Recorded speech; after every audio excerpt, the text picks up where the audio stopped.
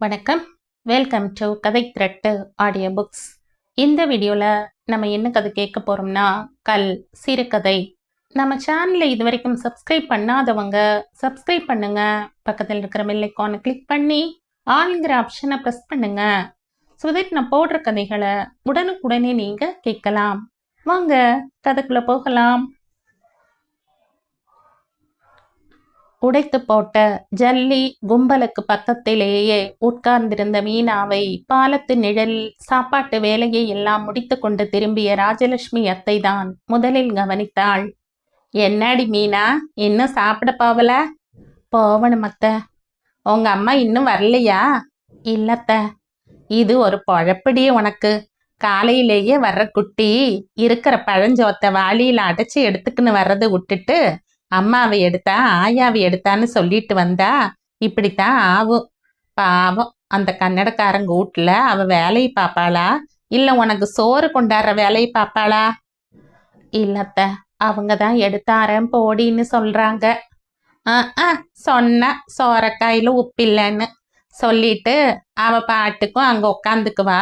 இங்க காயறது நீ தானே. வந்துருவாங்கத்த, வர நேரம்தான். வருவா. அது வரைக்கும் இந்த நிலாவில் உட்கார்ந்துரு.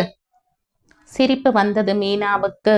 பூமியை பொசுக்கி விடுகிற மாதிரி எரிந்து கொண்டிருந்தது சூரியன். பாலத்து நிழலை விட்டால் குவாரிக்கு பக்கத்தில் ஒரு சின்ன செடி கூட கிடையாது.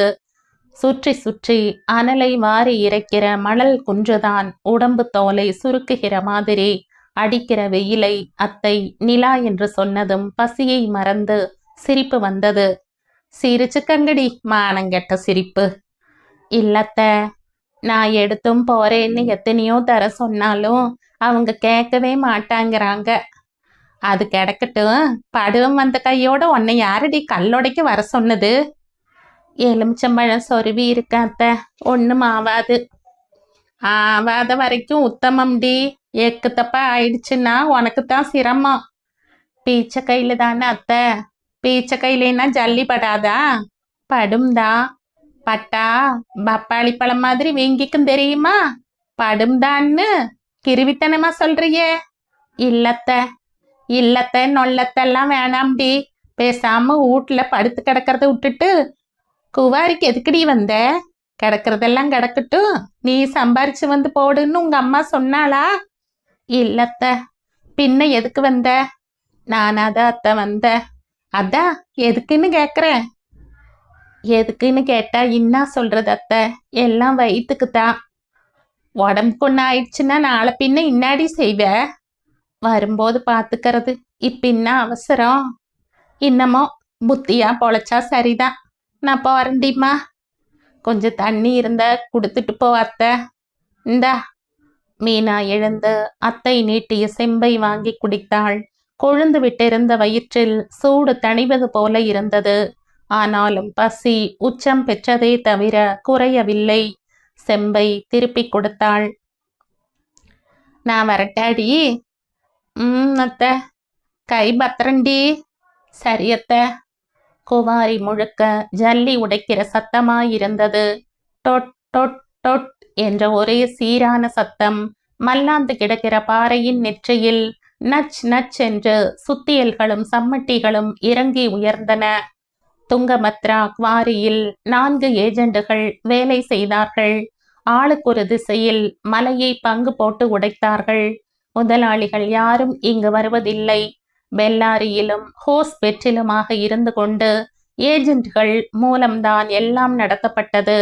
இதனாலேயே அந்த ஏஜெண்டுகளுக்கு பெரிய அதிகாரி என்ற நினைப்பு. இன்னும் நேரமாகவில்லை. இன்னும் 1 மணி நேரமோ 2 மணி நேரமோ போனால் போதும். நறு நறுவென்று லாரிகள் மலை போல வந்துவிடும்.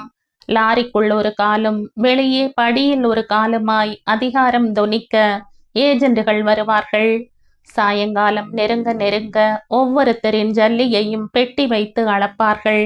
லாரி முழுக்க ஜல்லியை ஏற்றிக்கொண்டு முழு போதையில் இருக்கிற குடிகாரன் மாதிரி லாரிகள் தள்ளாடி தள்ளாடி திரும்பி போகும்.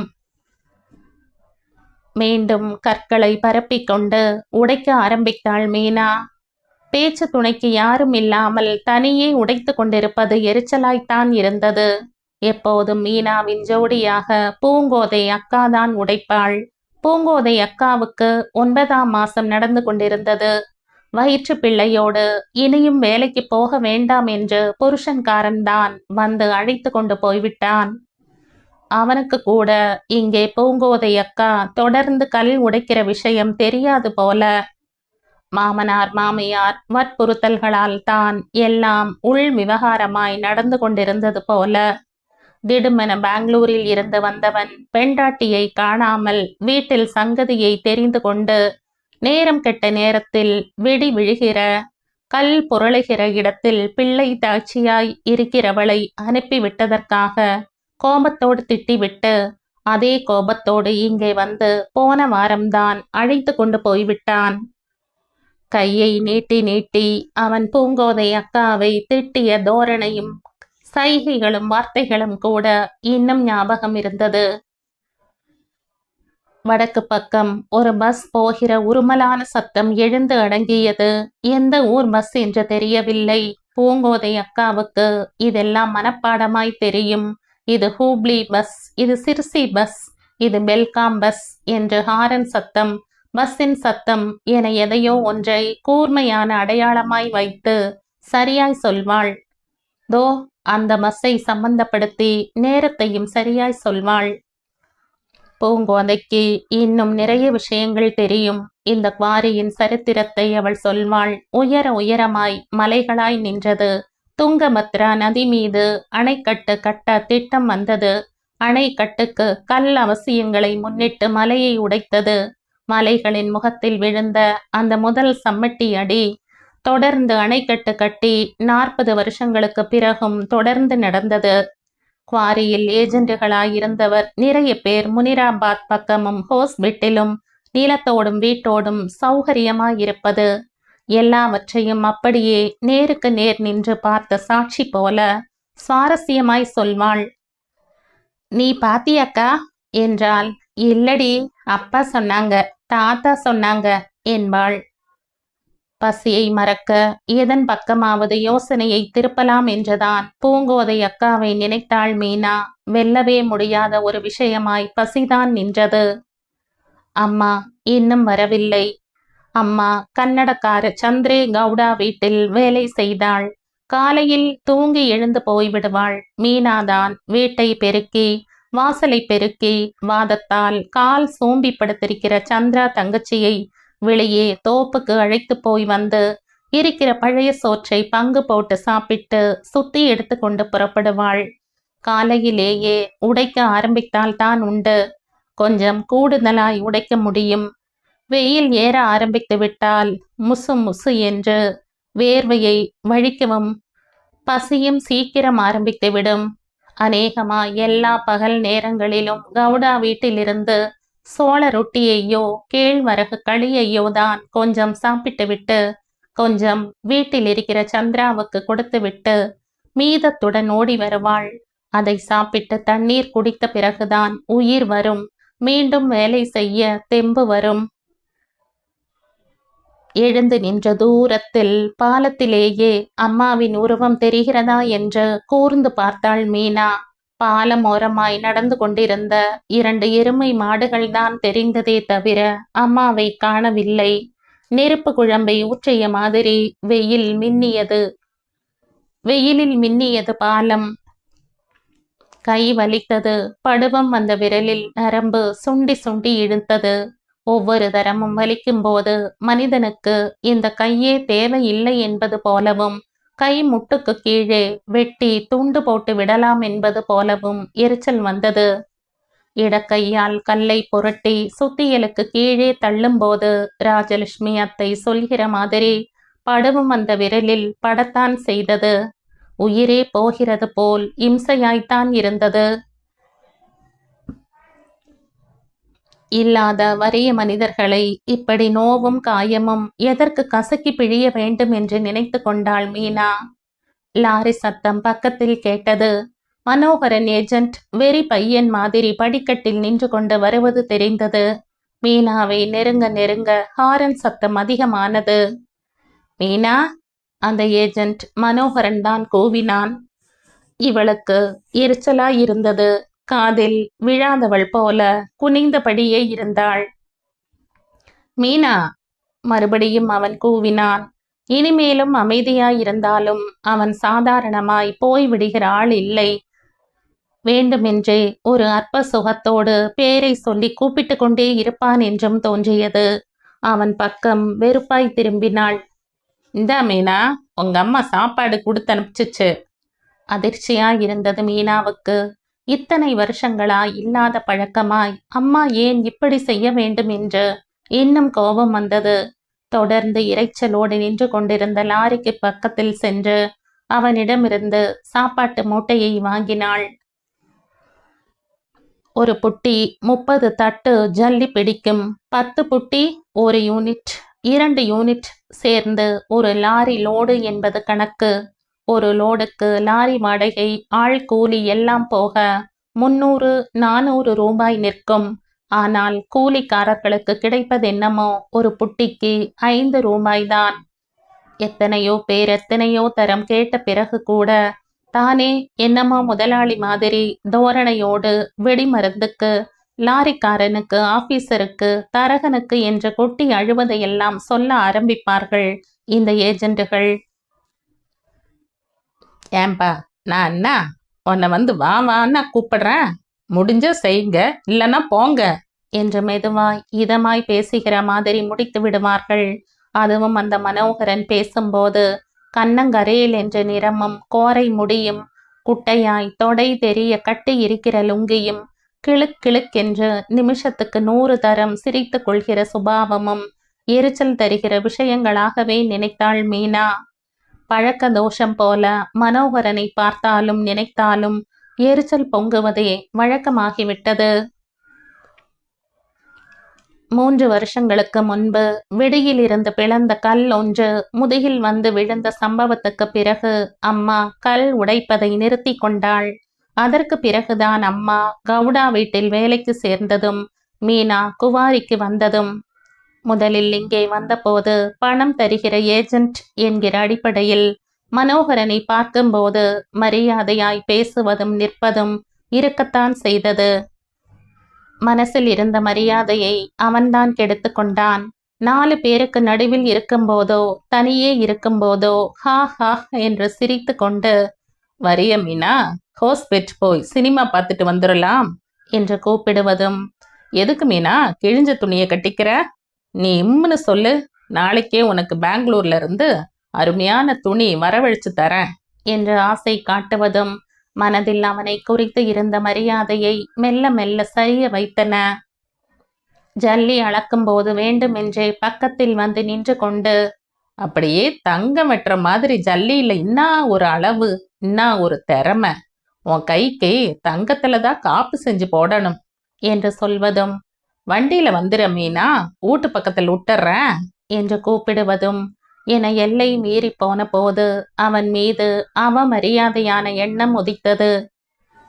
இவை தவிர ஊருக்குள் அவன் நடத்தை குறித்தும், டவுனுக்குள் அவன் சகவாசம் குறித்தும் பூங்கோதை அக்கா மூலமும் மற்றவர்கள் மூலமும் நிறைய தெரிந்து கொண்ட போது அசிங்கமும் அருவருப்பும் மட்டுமே மிஞ்சியது. இவை எல்லாவற்றையும் விட கொஞ்ச காலமாக அவள் போகிற இடமெல்லாம் பின்னாலேயே வந்து ஆசை வார்த்தைகள் பேசுவதும், தன்னோடு தனிமையில் இருக்க அழைப்பதும் அதிகமான போது அடக்க முடியாத எரிச்சலாக மனம் முழுக்க நிரம்பியது. பார்வை மங்க மயக்கம் வருகிற மாதிரி இருந்தது. கண்ணுக்குள் இருட்டி கொண்டு வந்தது. இனி பலமுடன் உட்கார்ந்து வேலை செய்ய முடியும் என்று தோன்றவில்லை. மனோகரன் கொண்டு வந்த சாப்பாட்டை சாப்பிடவும் மனசில்லை. கை வேறு வலித்தது. உடைத்த வரைக்கும் போதும், ஆள் வந்ததும் அளந்து கொடுத்துவிட்டு போய்விட வேண்டியதுதான் என்று முடிவு செய்தாள். அப்படியே உட்கார்ந்து கொண்டாள் மீனா. என்ன யோசிப்பது என்று புரியவில்லை. தலை வலித்தது.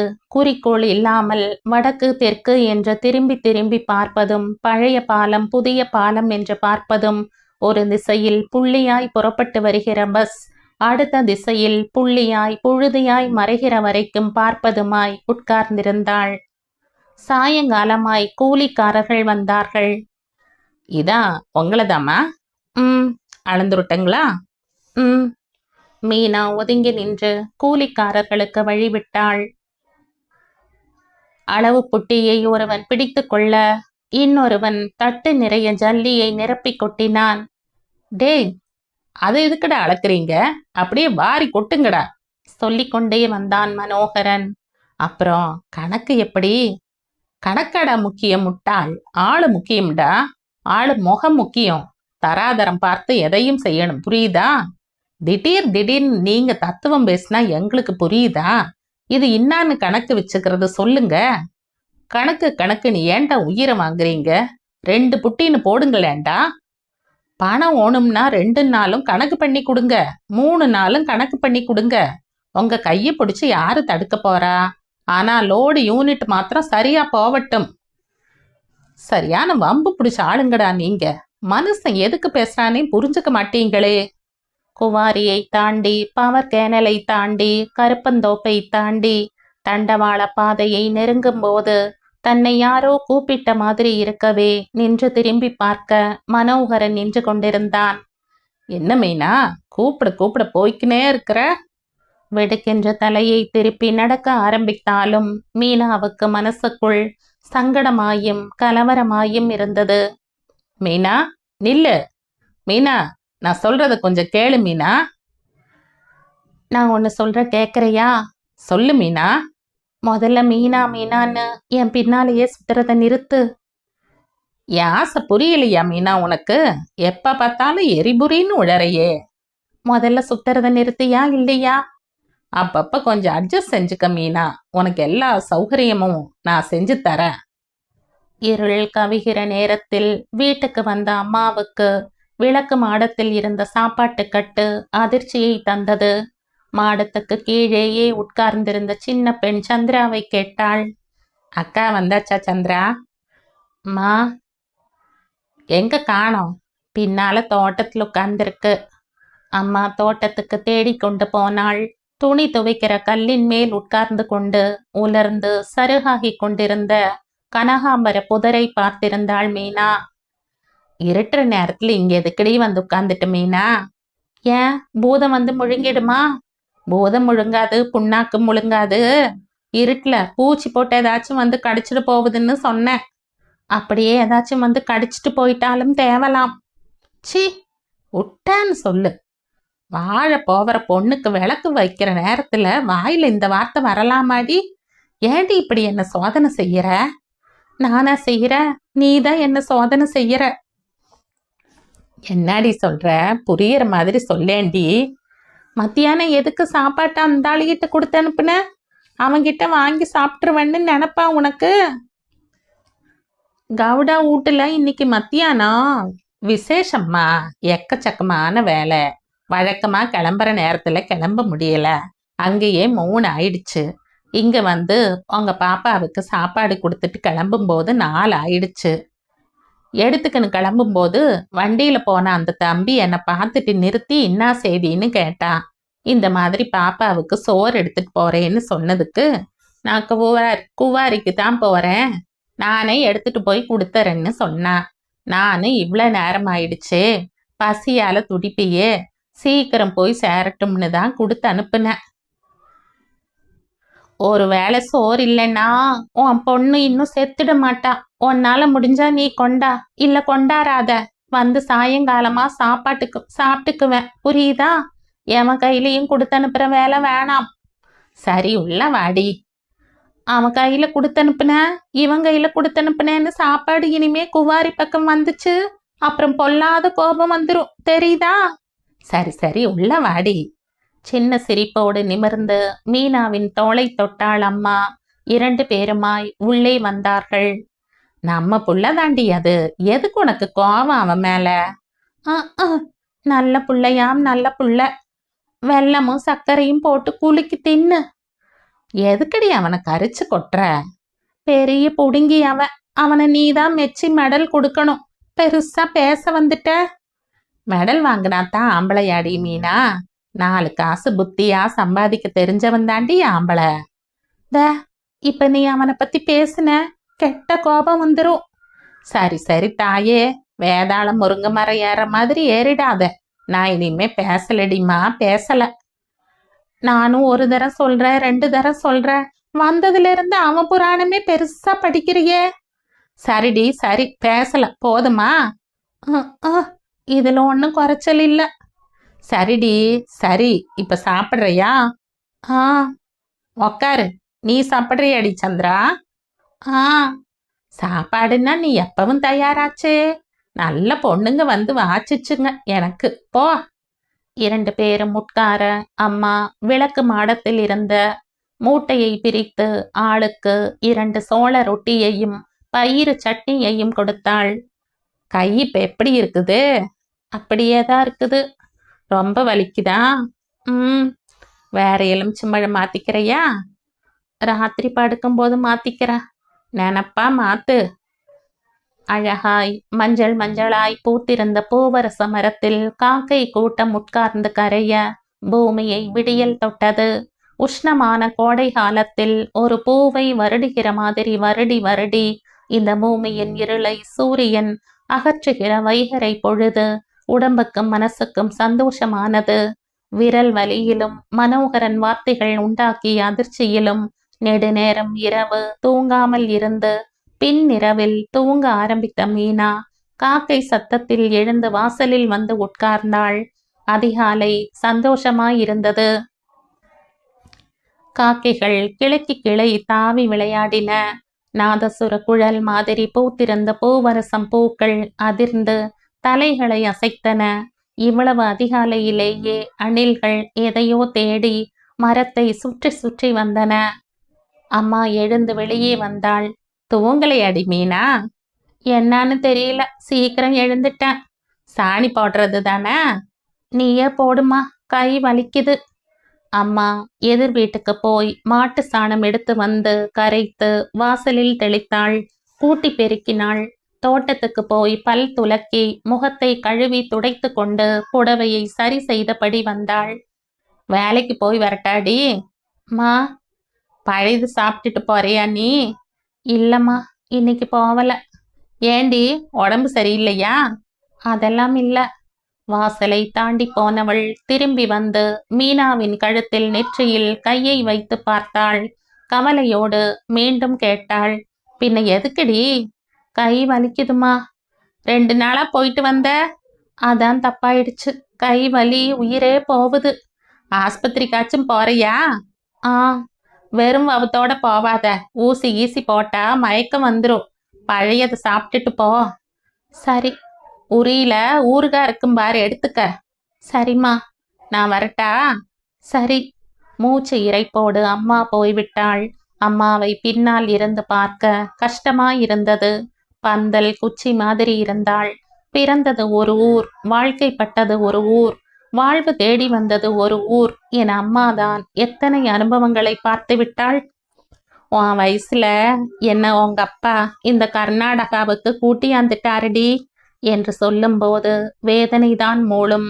இந்த குச்சி உடம்புக்குள்ளும் மனசுக்குள்ளும் அம்மா தன் அனுபவங்களை எல்லாம் எந்த மூலையில் அடக்கி வைத்திருப்பாளோ?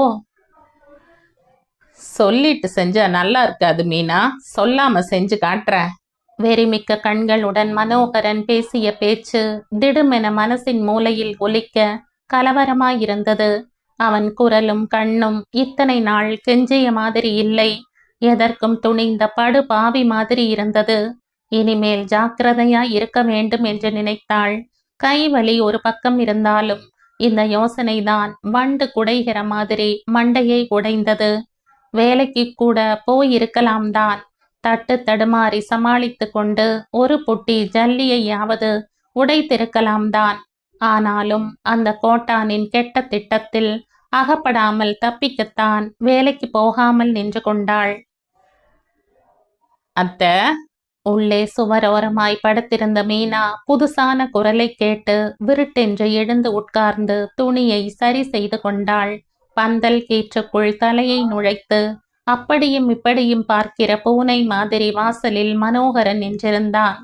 ஒரு வினாடிதான் அதற்குள் ஆத்திரம் பொங்கி துணுக்குற்று துக்கம் கவிந்து கலவரப்பட்டு எரிச்சல் குமைந்து வாய் வரைக்கும் வந்த வசை சொற்களை அடக்கிக் கொண்டு பின் கட்டு படலை திறந்து கொண்டு வெளியே போனாள். கதவு பக்கத்திலேயே உட்கார்ந்திருந்த அம்மாதான், ஆறு தம்பியா, வா வா என்றாள். வர அத்தை, சௌக்கியமா? சௌத்தியத்துக்கு என்ன, உள்ள வாப்பா, வந்து உக்காரு. நம்ம ஊடு ஏழைங்க ஊடுப்பா, உக்கார வைக்கிறதுக்கு கூட ஒரு சாமான் கிடையாது. ஏழையா இருந்தா என்ன, பணக்காரங்களா இருந்தா என்ன அத்தை, வான்னு அன்பா கூப்பிட்டு பேசுற மனசு இருக்கணும் அத்தை. அது உங்ககிட்ட இருக்கும்போது என்னைக்கும் பணக்காரங்க தான் நீங்க. என்னமோப்பா நீதான் சொல்ற. காசு பணம் எதுக்கத்த, இன்னைக்கு வரும் நாளைக்கு போகும், பிரியமா நீங்க பேசுறீங்களே, அந்த மாதிரி எத்தனை பணக்காரன் பேசுவாங்க சொல்லுங்க பாப்போம். கூப்பிடலாமா வேணாமா, பேசலாமா வேணாமா, இவனால லாபம் வருமா நஷ்டம் வருமான்னு 1000 யோசிப்பானுங்க. எல்லாத்தையும் இந்த கண்ணால பார்த்து பார்த்து புளிச்சு போச்சத்த. இருக்கட்டும், டீ வாங்கியார சொல்றேன், குடிக்கிறையா? வேணாத்த, சும்மா இப்படியே வந்த. மீனாவை ஒரு வாரமா வேலைக்கு காணமே, இன்னாச்சு ஏதாச்சுன்னு பார்த்துக்கின்னு போகலாம்னு தோணுச்சு. கையில படுவம் ஒன்று வந்து ரொம்ப கஷ்டமாயிடுச்சு, அதான் வரல. ஐயையோ, அப்புறம்? ஆஸ்பத்திரியில தான் அறுத்து சீழெல்லாம் எடுத்தாச்சு, இப்ப பரவாயில்ல. அப்படியா? நடுவில் அம்மா மீனா மீனா என்று தோட்டத்து பக்கம் பார்த்து கூப்பிட்டது மீனாவுக்கு கோபமாயிருந்தது. யார் யாரை கூப்பிட்டு உபசரிப்பது என்கிற விவஸ்தையே இந்த அம்மாவுக்கு இல்லை என்று எரிச்சல் பொங்கியது. நாளை இந்த குரலுக்கு பதில் சொல்லாமல் சும்மா இருந்துவிட்டு அப்புறம் வெறுப்பாக என்ன என்றாள். இங்க வாடி. எதுக்கு?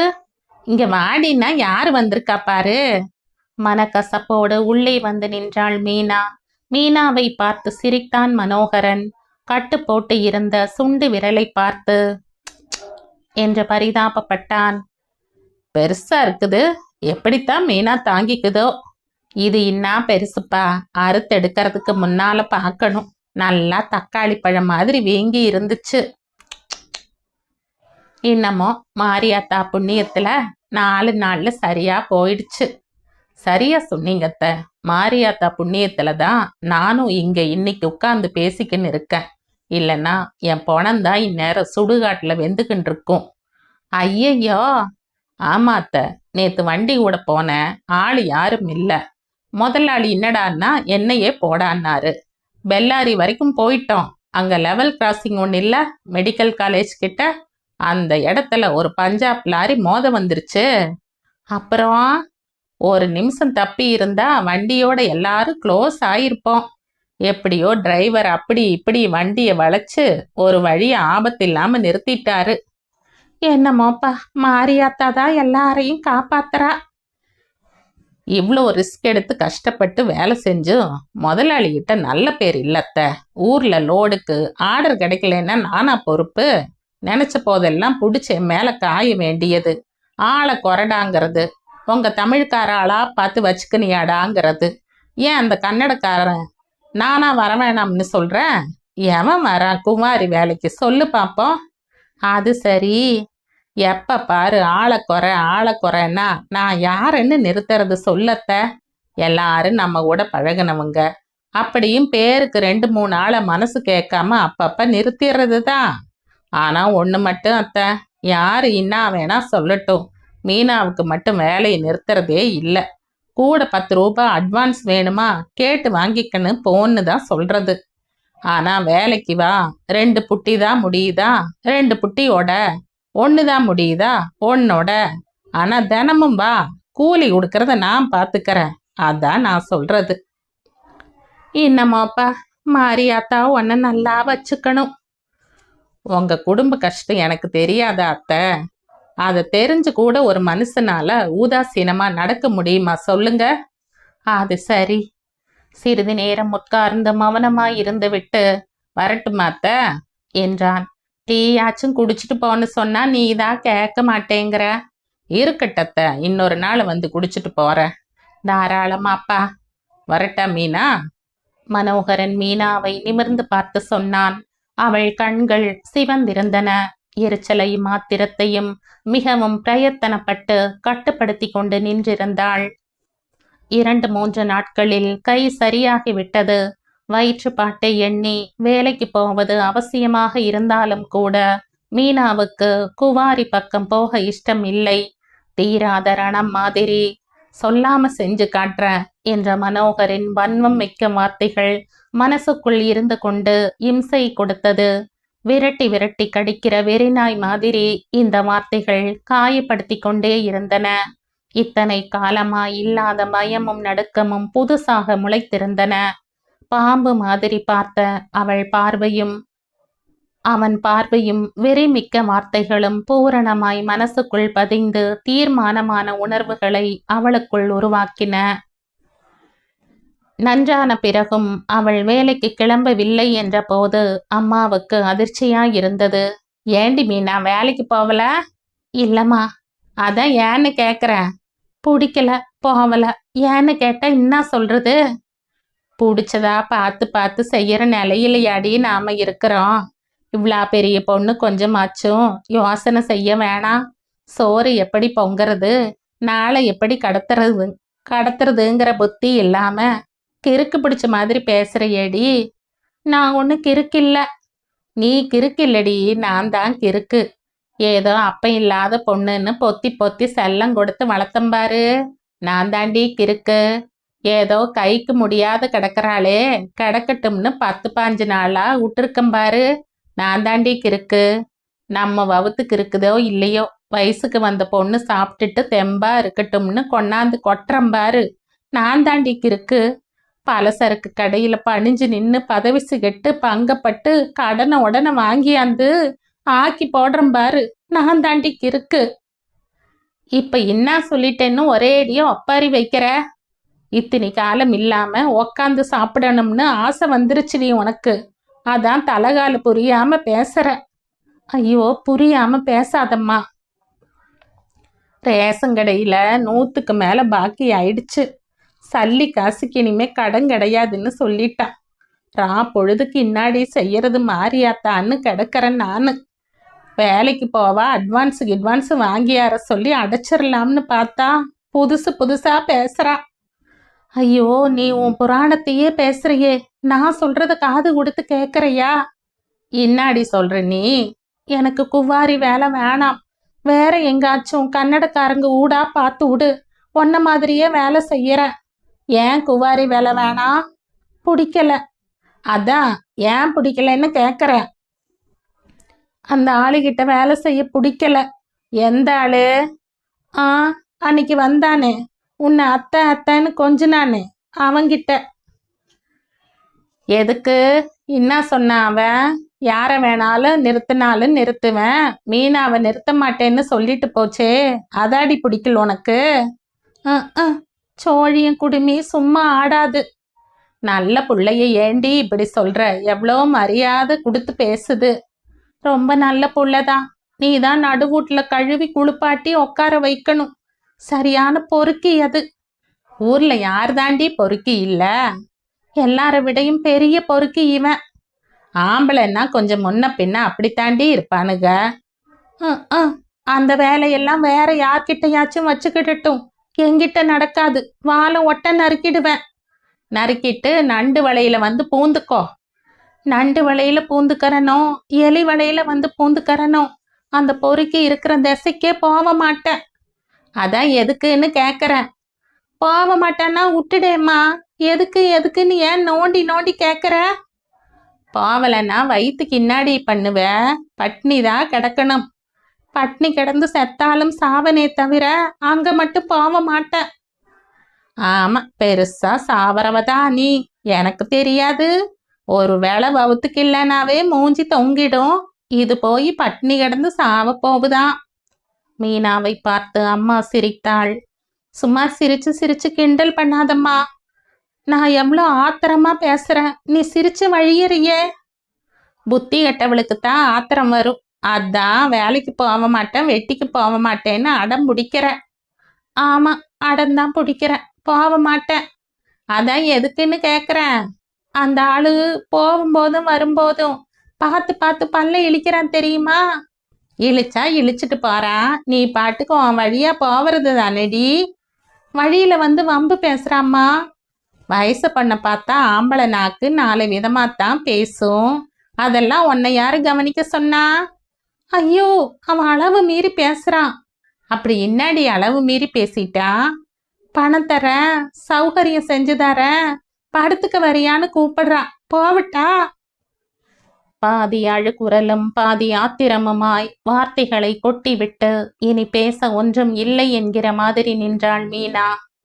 முரட்டுத்தனமான வார்த்தைகளால் சற்றே அதிர்ந்த மாதிரி இருந்தாலும் அடுத்த சில கணங்களுக்குள்ளேயே அதிர்ச்சி எல்லாம் விலக நேருக்கு நேர் சொல்வதில் ஏதோ தடை இருக்கிறது போல தூணை பார்த்து, கூரையை பார்த்து, திண்ணையை பார்த்து மெல்லிய குரலில் அம்மா சொன்னாள். புத்தி உள்ள பொண்ணுங்க ஊர்ல உலகத்துல எப்படி எப்படியோ சாமர்த்தியமா பொழைக்குது. இத போய் பெருசா சொல்ல வந்துட்ட நீ. போடி, பேசாம போய் வேலையை பாரு போ.